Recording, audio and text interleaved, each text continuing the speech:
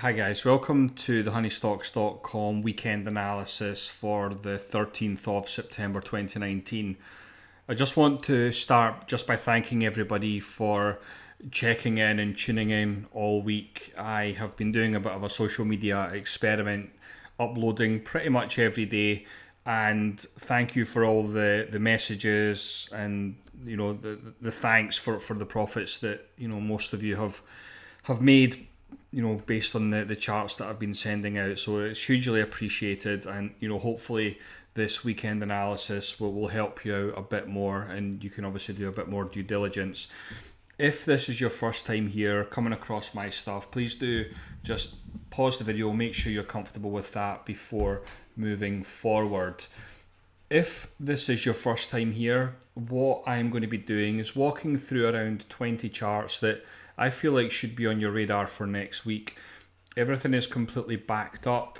I don't do get rich quick schemes. The time horizon for my trades are generally weeks. And if we have a trend that is paying very, very well, I'm happy to sit in that trade for months. So this isn't really geared towards short-term intraday trading or anything like that. So if that's your style, it's probably not going to help you out very much.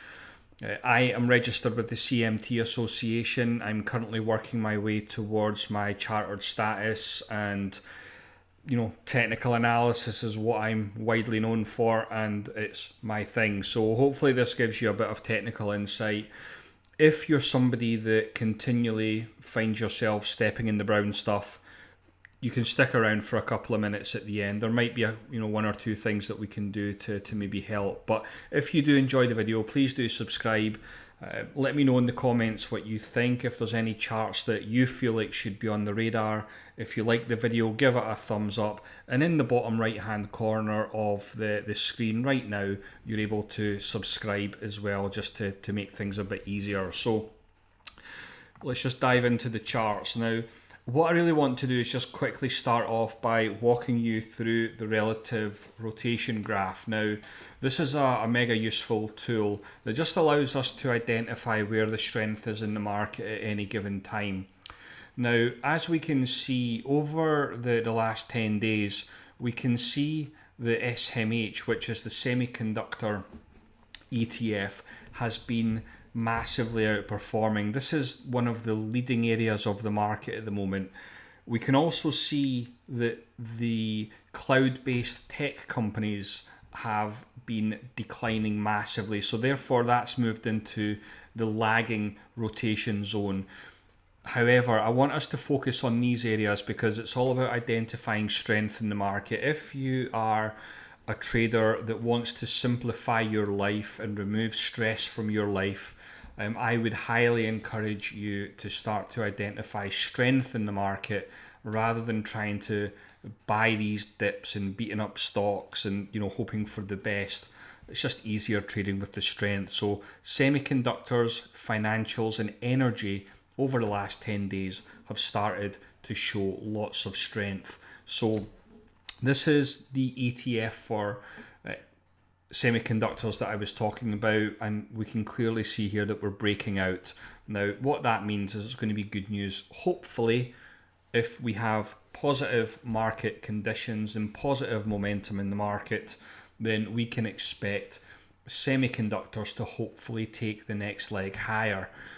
We can also see, and I'm sure many of you already know this, but we're very, very close to new highs in the S&P 500. I'm sure most of us know what that means.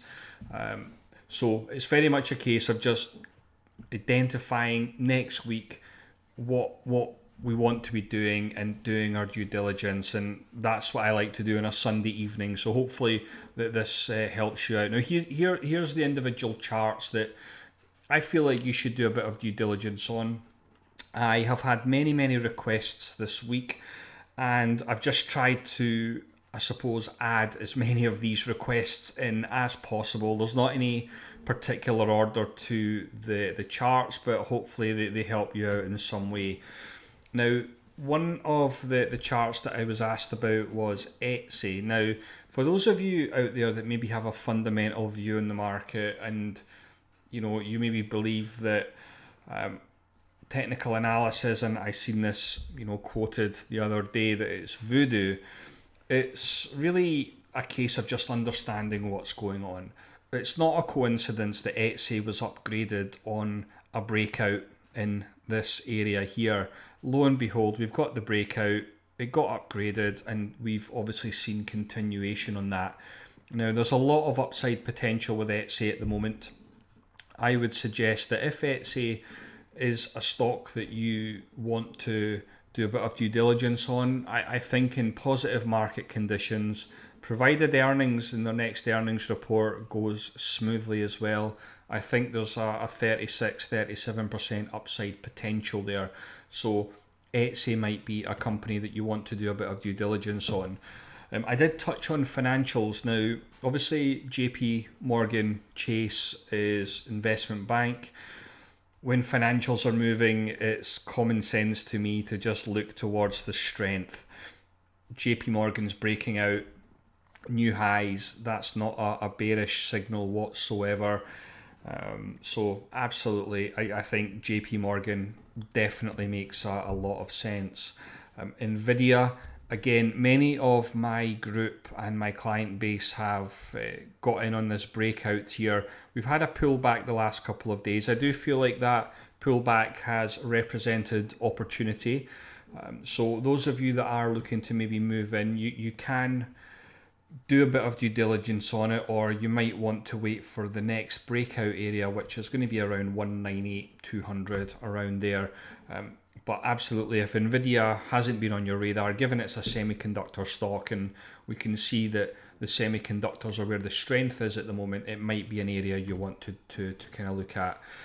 I've had a lot of flack on this one this week because I highlighted this, I think, earlier in the week and just said, look guys, this is a problem.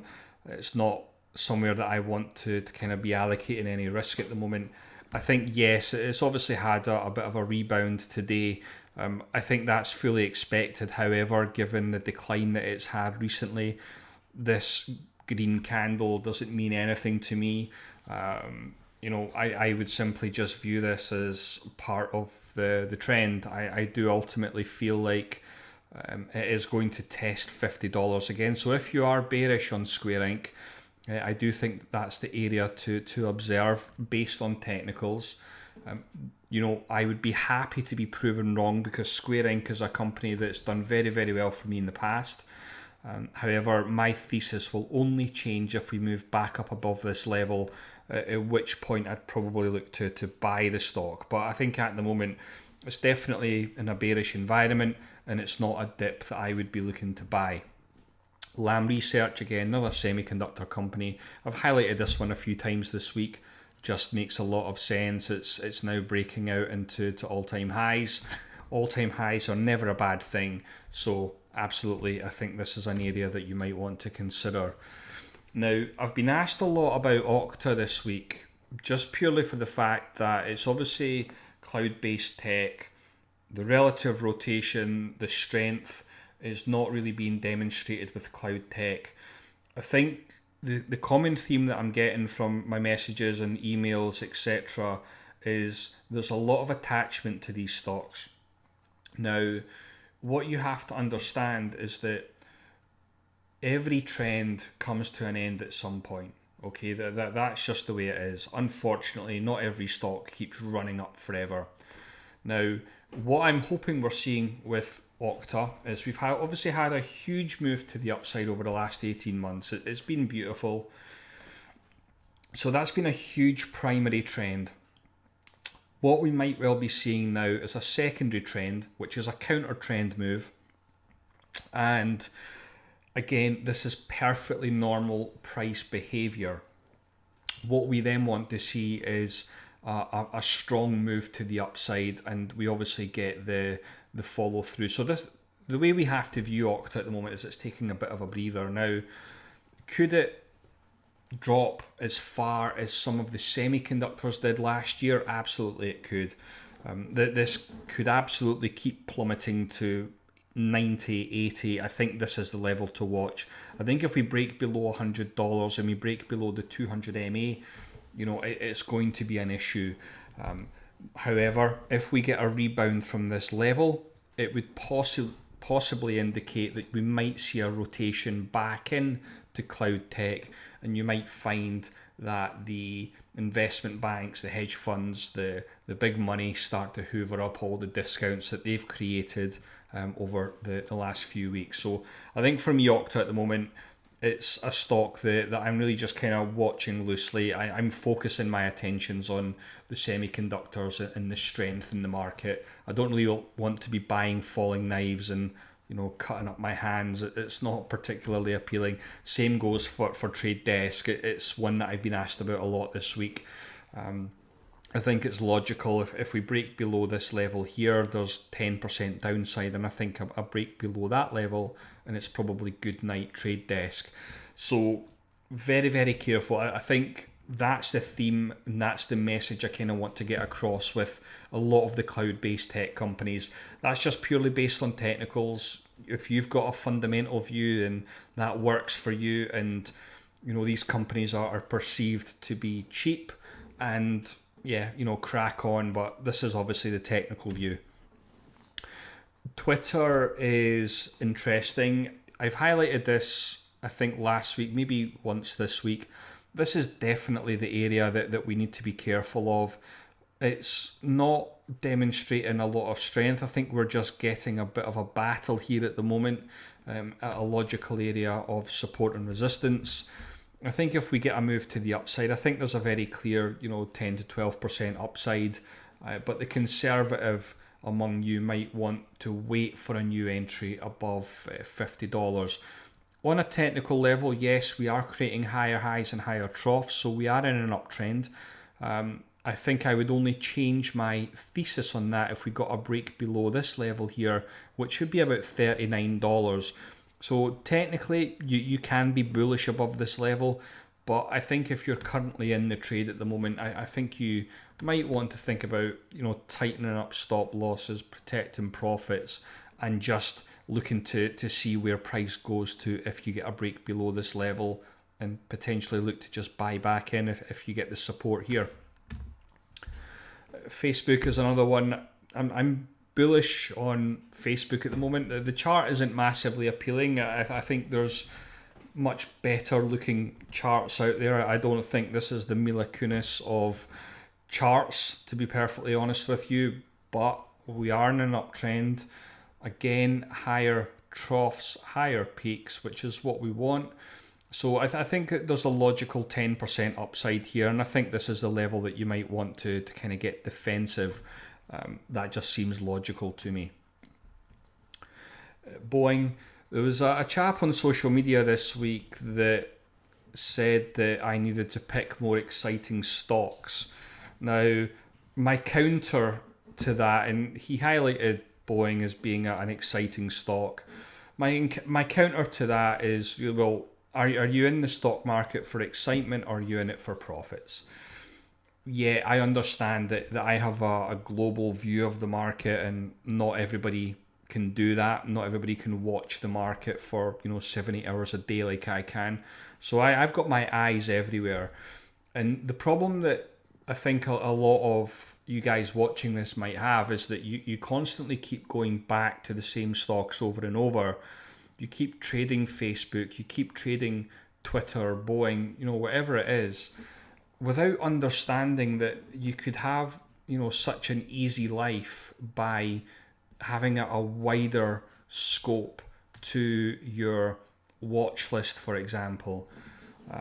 So Boeing was one that was highlighted as being exciting, and the counter to that is it's not exciting. It's a horrible chart. However, because I was asked about it, I think above $400 makes a lot of sense for a new entry, just purely for the fact that there's a very clear risk to reward proposition. I think at the moment we're obviously currently pushing up against resistance. Then you've kind of got this level here where it's kind of like middle of no man's land. There's not any risk to reward. There's not much point in taking the trade. But I think above $400 would probably make a lot of sense. Goldman Sachs, I know that quite a few of you have got in on this week. I highlighted this one last weekend and also Monday, I think it was, just said, look, financials are starting to move. I think Goldman Sachs is where you want to be. And absolutely, it's obviously started to move.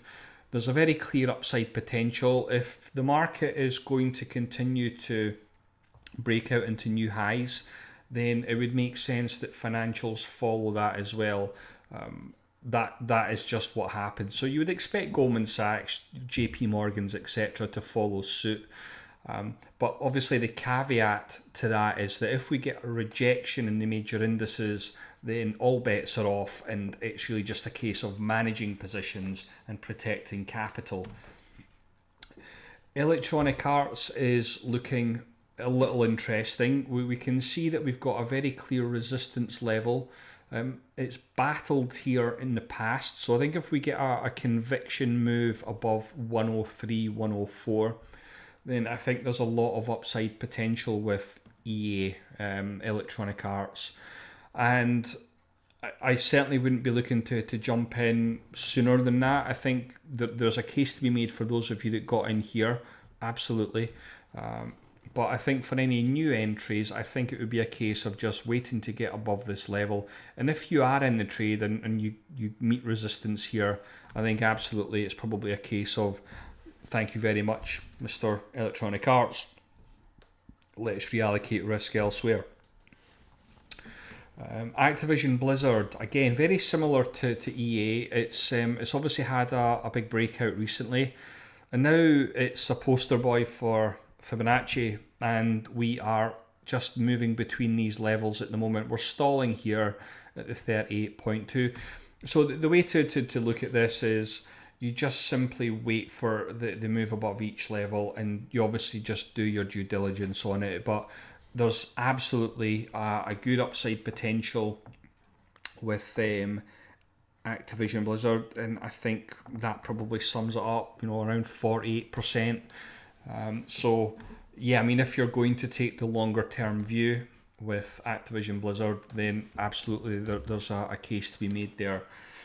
Caterpillar, I've highlighted this one this week already. Again, just for those of you that maybe missed it during the week, obviously it's been impacted negatively by China and the trade war, which there's obviously been rumblings of positive news, and that's coincided with Caterpillar starting to rise off its August 27 lows. So I think any new entry into the market here would be absolutely logical to wait for this level to kind of break. I think if you get a rejection of this level, it's absolutely valid to just reallocate your risk elsewhere. American Express, yeah, it's obviously in a downward channel at the moment. I think when we compare American Express with some of its peers, maybe you look at MasterCard, which I'll go over in a second. You've got MasterCard, Visa, PayPal, etc. American Express hasn't really done much recently. It's clearly, we've had resistance in the past that's turned into support, so that's a positive thing. But what's happening here? Are we going to get a breakout to the upside from this declining channel, or is it going to come back and retest these lows at around 114? I think you've just got to weigh up and just wait and see what price does. And absolutely, I think if you get a breakout here, then that might well become appealing. So Pinduoduo, I think we've had a monster breakout. Now, this is a super, what's the word I'm looking for here? This is a chart pattern that historically gives us a lot of strength. If you don't know who Thomas Bulkowski is, I would highly recommend that you go and buy his encyclopedia. But this is textbook. This is something that is fully expected when we get a breakout from a cup pattern. Given the nature of momentum, and there's many indicators that you can use for momentum, I would fully expect a pullback with a move to the upside. That's just logical to me. That doesn't mean that you should look to exit your position, etc. Far from it. This could absolutely start moving towards $50. So Yeah, I mean, if PDD has not been on your radar until now, then it probably should be. It's obviously aligned with China, which this is one of the top performers, of the year so far. So I think that this is an area that you might want to look at. Alibaba's becoming interesting again. I think we are clearly in a bit of a range at the moment. I think we're getting very close. We're only $8 away. So I think if we get a move above this level in Alibaba, then Alibaba becomes appealing again. I think a lot of it's going to hinge upon what happens. Obviously, Trump, China. I'm not going to get into a political discussion or get into that side of things. I'd very much like to see China, the stocks start to rise again. They were beautiful last year.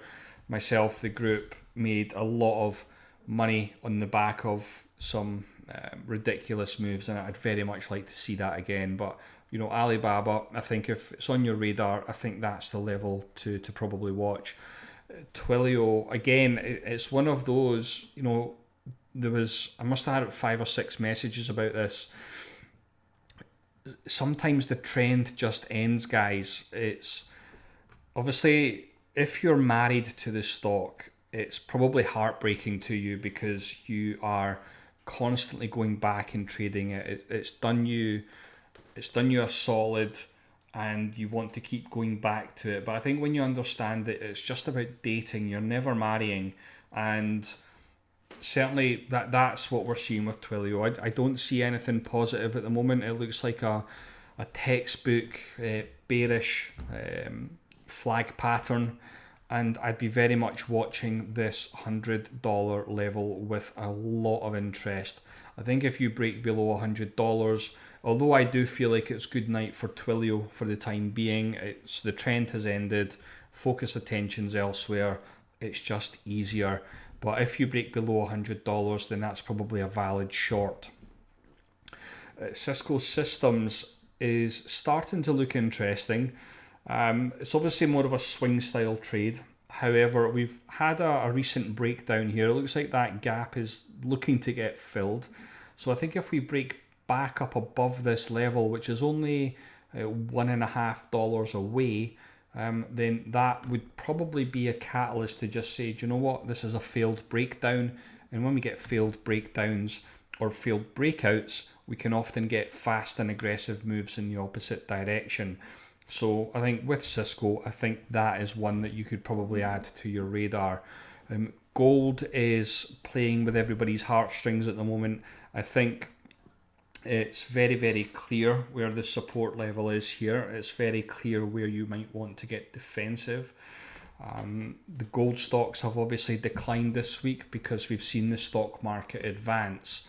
That's just what happens. We talked about sector rotation at the start, and when we see the market advance, we can see other areas start to decline in the same way that when the stock market declines, we can see areas like gold, etc. advance, treasury bond, ETFs, etc. And that's really what we're seeing. It's just it's a roundabout. It's a game of circles. So yeah, gold is one that you could probably add to your radar. I think if we get positive moves to the upside there, then that's not a bad thing by any stretch of the imagination. And if we get the bounce to the upside, that is going to provide you with multiple options to exploit a move to the upside in the market, ETFs, stocks, etc. So yeah, that's absolutely how I see gold at the moment. Now, I did say at the start, if you are somebody that struggles a little bit, you can maybe hang around for a couple of minutes at the end. What I would say first off, though, is if you did enjoy that video, please do subscribe to our YouTube channel. Bottom right hand corner, you can subscribe really easily. We try to upload once, maybe twice a week maximum. This week I've uploaded nearly every day just as a bit of an experiment. That's not something that I'm going to be doing moving forward. My analysis is generally reserved for my client group and community, etc. But if this is your first time here, I'm Sam, and like I said before, I'm registered with the CMT Association and working my way towards my chartered status at the moment. I also run honeystocks.com trading school. We've got a very logical, systematic approach to the markets. But the thing about what we do is we really are very much anti-day trading.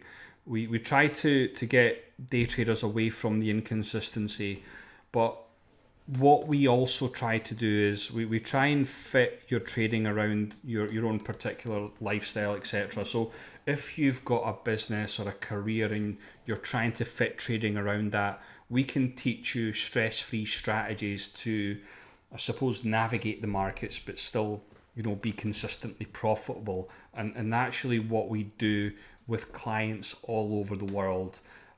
We've got a client base that's in 20 plus countries now. So if you are somebody out there that wants to learn and not just follow lots of free stuff, maybe on StockTwits or Facebook or whatever it is, if you want to learn how to do this for yourself, then feel free to reach out to us, because we will help you build a trading plan, a rule set, and you will have that to move forward for the rest of your life. And the really unique thing about what we do at honeystocks.com is when you learn with us, you're automatically integrated to our community.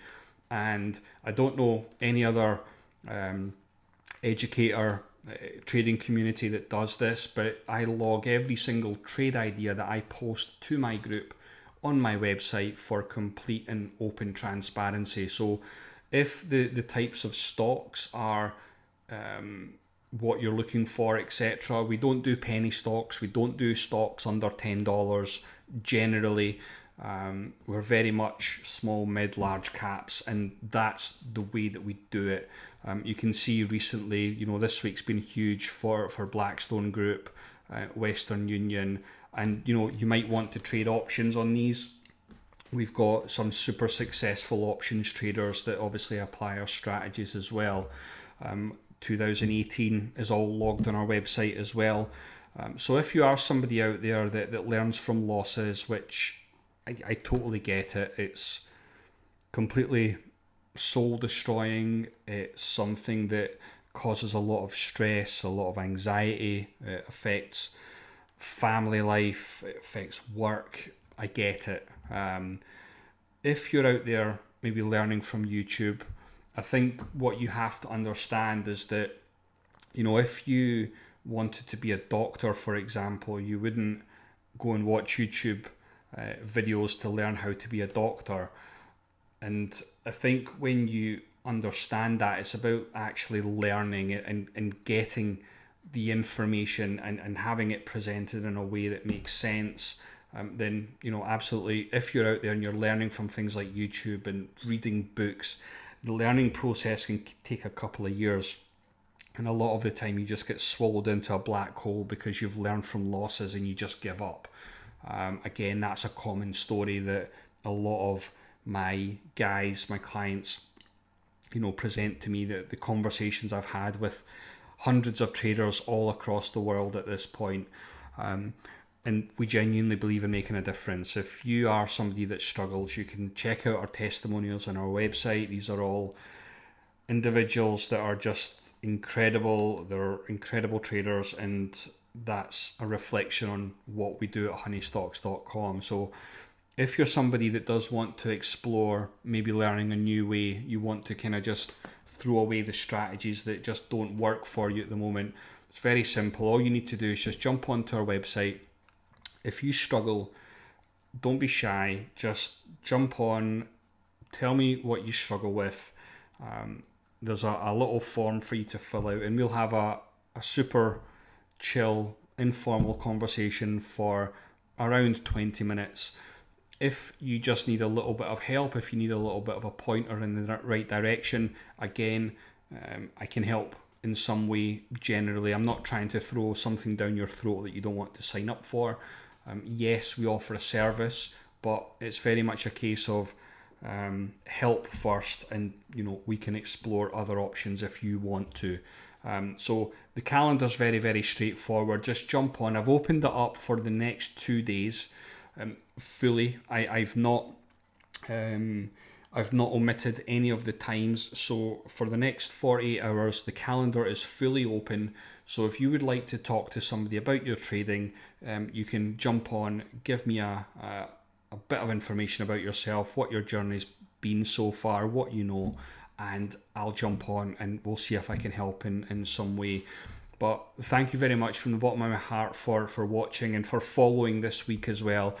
Thank you so much for all the messages, the emails. It really means a lot, and I'm glad it's helped in some way. So thank you very much.